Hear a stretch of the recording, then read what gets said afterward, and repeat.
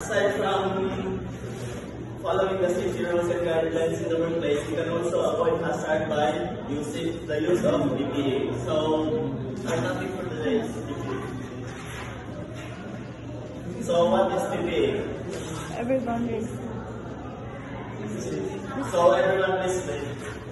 PPE stands for Personal Protective Equipment, which refers to specialized equipment or clothing designed to protect individuals from workplace hazards that can cause injuries, illness, or other health issues. PPE acts as barrier between the worker and the potential dangers in the environment. Okay, so safety goggles. So, everyone listen. Safety goggles are a type of protective eyewear designed to shield the eyes from potential hazards such as dust, flying debris, chemicals, or harmful radiation. Okay, so this PPE is used to cover our eyes and prevent from debris to enter and other chemicals such as when we are operating with refrigerants. Next, what is this? Face shields. Okay, so please read. Shield is type of personal protective equipment designed to protect the wearer's face from potential hazards such as chemical splash, flying debris, infectious droplets, or extreme heat. It consists of transparent shield that covers the entire face from the forehead to below chin.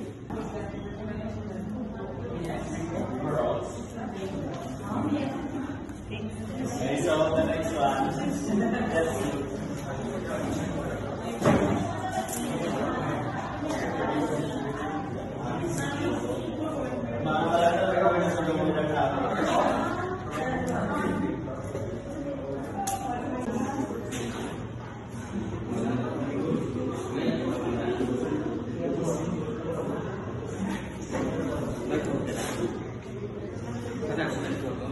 Okay, next, yes, school.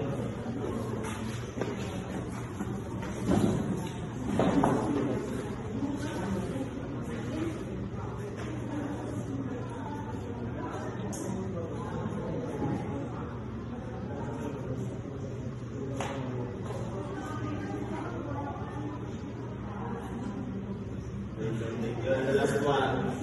Parang sa the last one.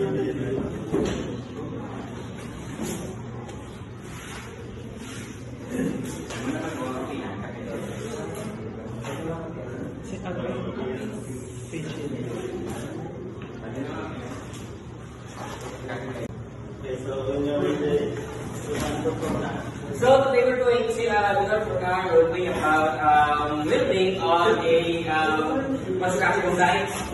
So for example, there's a worker above and then there's two workers without working. So I'm the worker working above, I'm lifting. And I accidentally dropped the equipment. Oh! And then I also dropped another equipment.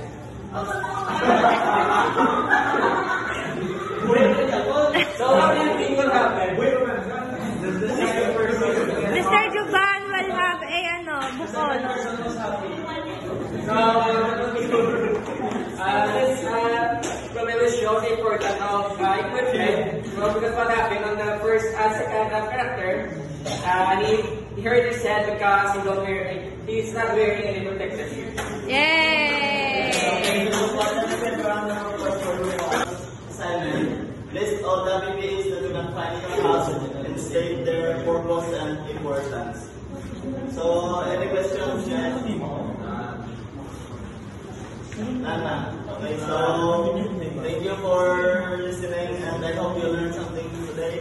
And thank you and goodbye, class. Thank